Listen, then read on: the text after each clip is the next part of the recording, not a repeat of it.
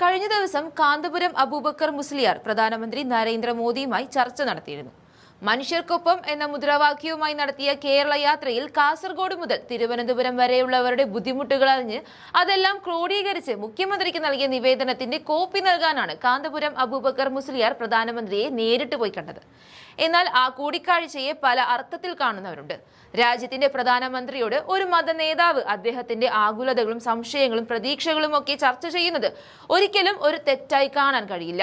അതേസമയം ഏറ്റവും മികച്ച പാർലമെന്റേറിയനായി NK പ്രേമചന്ദ്രൻ MP ഒരു ഡിന്നറിന് വിളിച്ചപ്പോൾ വർഷങ്ങൾക്ക് മുൻപ് നടന്ന സംഭവത്തെ ഇന്നും ഒരു സംഖ്യയായി ചിത്രീകരിക്കുന്നവരുടെയും വയനാടിന്റെ MP ആയ കോൺഗ്രസിന്റെ അഖിലേന്ത്യാ നേതാവായ പ്രിയങ്ക ഗാന്ധി പ്രധാനമന്ത്രിക്കൊപ്പം ഒരു ചായ കുടിച്ചപ്പോഴും സംഘിപ്പട്ടം ചാർത്തി സോഷ്യൽ മീഡിയയിൽ അധിക്ഷേപിച്ചുകൊണ്ടിരിക്കുന്നവരുടെയും നാടായി കേരളം മാറിക്കഴിഞ്ഞു. അതിൽ മുന്നിൽ നിന്നത് CPMന്റെ MPയും മുഖ്യമന്ത്രിയുടെ മനസാക്ഷി സൂക്ഷിപ്പുകാരനുമായ ജോൺ ബ്രിട്ടാസ് ആണ്. ലോക്സഭയിൽ MPമാർ ഒരു പ്രധാനമന്ത്രിയെ കാണുന്നതും ഒപ്പം ഒരു ചായ കുടിക്കുന്നതും തെറ്റാണെങ്കിൽ പിണറായി വിജയൻ 100 പ്രാവശ്യം തൊഴുതു കുമ്പിട്ട് നിന്നത് തെറ്റാണെന്ന് പറയാൻ ഈ ബ്രിട്ടാസിന് നട്ടലില്ല. അങ്ങനെയുള്ള ബ്രിട്ടാസുമാരെയാണ് ഇതിലും സൂക്ഷിക്കേണ്ടത്. നരേന്ദ്രമോദിക്കൊപ്പം കൂടിക്കാഴ്ച നടത്തിയതിന് ഒരുപക്ഷെ കാന്തപുരം ഉസ്താദിനെയും ജോൺ ബ്രിട്ടാസ് അപമാനിച്ചു എന്ന് വരാം. നേരിട്ട് അപമാനിച്ചില്ലെങ്കിലും സൈബർ സഖാക്കൾക്ക് അതിന്റെ ചുമതല നൽകാനും സാധ്യതയുണ്ട്. അതാണ് അവരുടെ ചരിത്രം.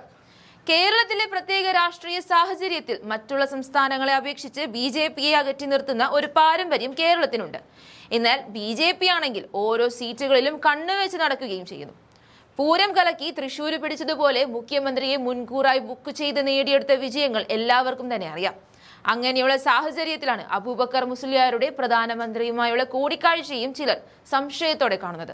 എന്നാൽ ദില്ലിയിൽ ലോക് കല്യാൺ മാർഗിലെ അദ്ദേഹത്തിന്റെ ഔദ്യോഗിക വസതിയിലെത്തി നടത്തിയ കൂടിക്കാഴ്ചയിൽ രാഷ്ട്രീയവും തിരഞ്ഞെടുപ്പും ചർച്ച ആയതേ ഇല്ല എന്നാണ് കാന്തപുരം അബൂബക്കർ മുസ്ലിയാർ വ്യക്തമാക്കുന്നത്.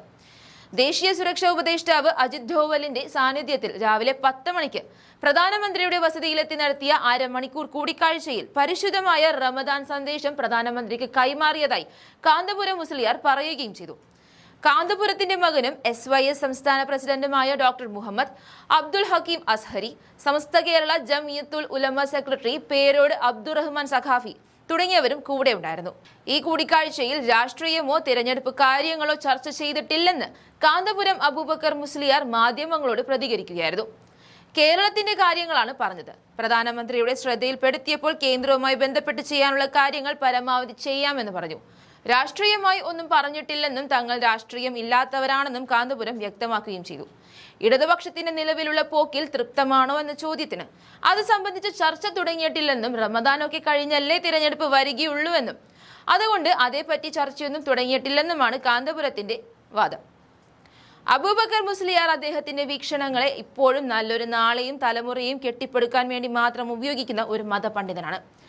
അതുപ്രകാരം പ്രധാനമന്ത്രിയെ കണ്ട് മുസ്ലിയാർ അലിഗഡ് സർവകലാശാലയുടെ ഓഫ് ക്യാമ്പസ് പെരിന്തൽമണ്ണയിൽ സ്ഥാപിച്ച് വർഷങ്ങളായിട്ടും വേണ്ടത്ര പുരോഗതി വന്നിട്ടില്ലെന്ന കാര്യവും സൂചിപ്പിച്ചിട്ടുണ്ട്. അവിടെ സൗകര്യമില്ലാത്തതിനാലും വേണ്ടത്ര അധ്യാപകരില്ലാത്തതിനാലും പഠിക്കാൻ കുട്ടികളില്ലെന്നും പ്രധാനമന്ത്രിയെ ധരിപ്പിക്കുകയും ചെയ്തു. അതുപോലെ തന്നെ കേരളത്തിലെ ദേശീയപാത വികസനത്തെക്കുറിച്ച് നരേന്ദ്രമോദി ഇങ്ങോട്ട് പറഞ്ഞുവെന്നാണ് കാന്തപുരം പറയുന്നത്.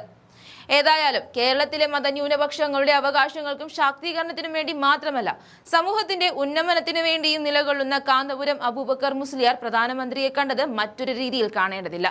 പക്ഷേ പ്രധാനമന്ത്രിയെ കണ്ടവരെ മുഴുവൻ ആക്ഷേപിക്കുന്ന ജോൺ ബ്രിട്ടാസിനെ പോലെയുള്ളവരെ സൂക്ഷിക്കേണ്ടിയിരിക്കുന്നു.